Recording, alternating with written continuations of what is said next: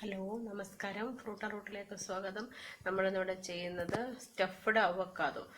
അത് butter fruit എന്ന് വിളിക്കുക. ഇത് അവക്കാഡോ ആണ്. അതിനെ നമ്മൾ സ്റ്റഫ് ചെയ്യുന്നത് നമ്മൾ ജാക്സീഡ് കീമ പോലെ ഉണ്ടാക്കിയിട്ട് അത് വെച്ചിട്ടാണ് സ്റ്റഫ് ചെയ്യുന്നത്. അപ്പോൾ അതെങ്ങനെയാണെന്ന് നമുക്ക് നോക്കാം.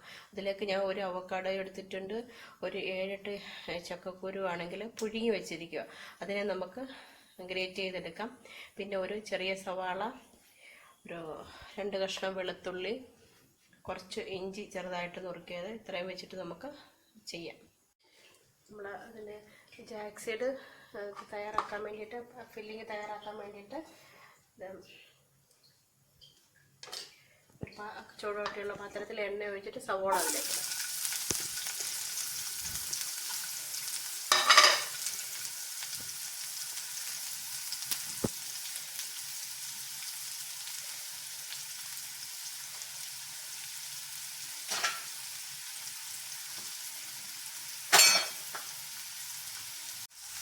സവാളയിലേക്ക് നമുക്ക് ഇഞ്ചി വെളുത്തുള്ളി ഇടാം.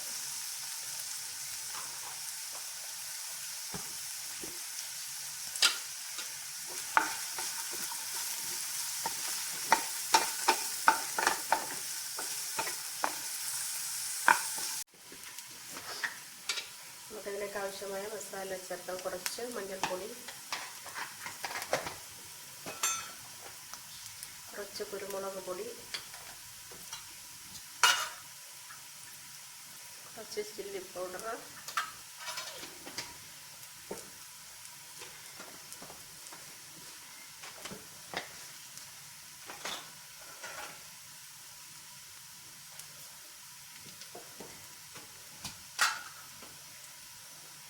കുറച്ച് മല്ലിപ്പൊടി,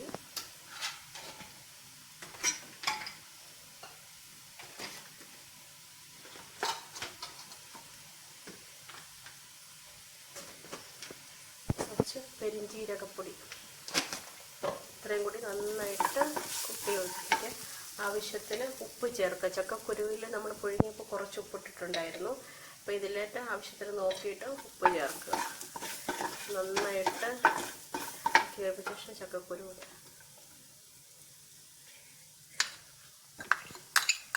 പുഴുങ്ങി ഉടച്ചു വെച്ചിരിക്കുന്ന ചക്കക്കുരു.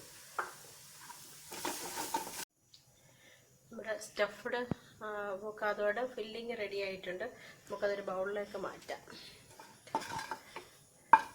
ചക്കക്കുരുവിൻ്റെ ഫില്ലിംഗ് ആണ്.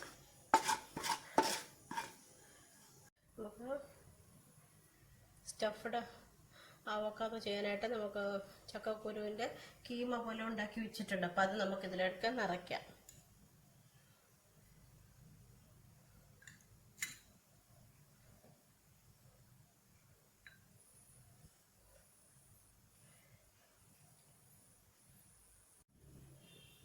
ജാക്സീഡ് സ്റ്റഫ്ഡ് അവോക്കാഡോ റെഡി ആയിട്ടുണ്ട്.